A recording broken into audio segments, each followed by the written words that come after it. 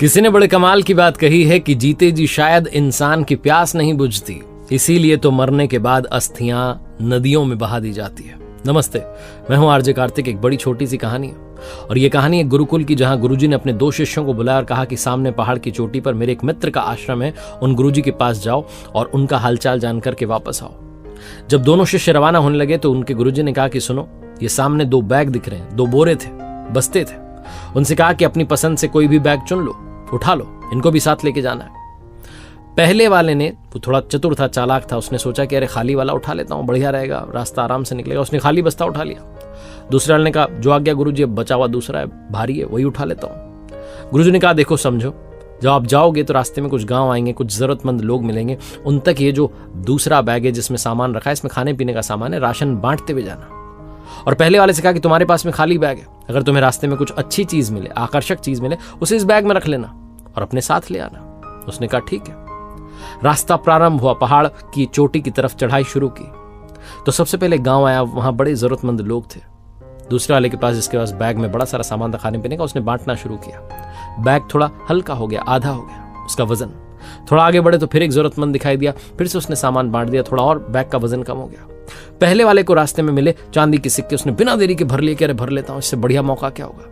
थोड़ा आगे चला तो उसे मिले तांबे के सिक्के, उसने तांबे के सिक्के भी भर लिए। उसका जो बैग था वो वजनी हो गया।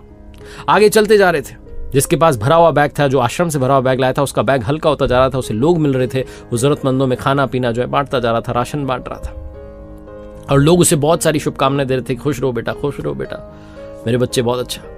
आगे बढ़े तो पहले वाले को अब की बार सोने की ईंटें दिखाई दी। उसका लालच बढ़ता जा रहा था। उसने कहा सोने की ईंटें भी रख लेता हूं, पूरा बैग भर लेता हूं। जितनी रख सकता था उसने बैग में वो सोने की ईंटें भी भर ली। अब उसका बैग इतना वजनी हो गया कि उससे चलना मुश्किल हो रहा था।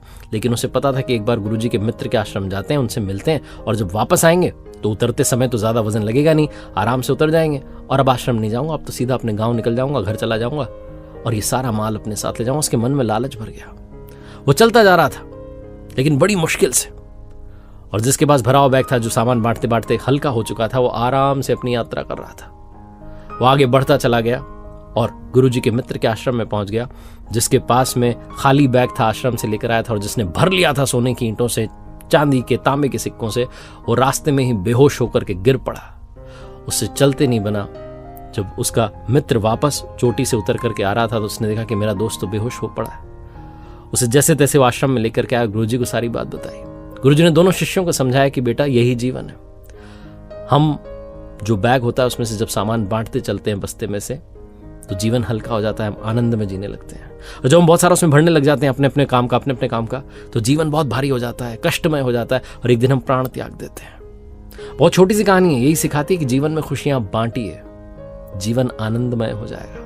और अगर आप लालच, काम, क्रोध, लोभ, मोह भरते चलेंगे अपने बैग में, तो एक दिन ऐसा आएगा कि अचानक से आप गिर पड़ेंगे और आगे कुछ दिखाई नहीं देगा।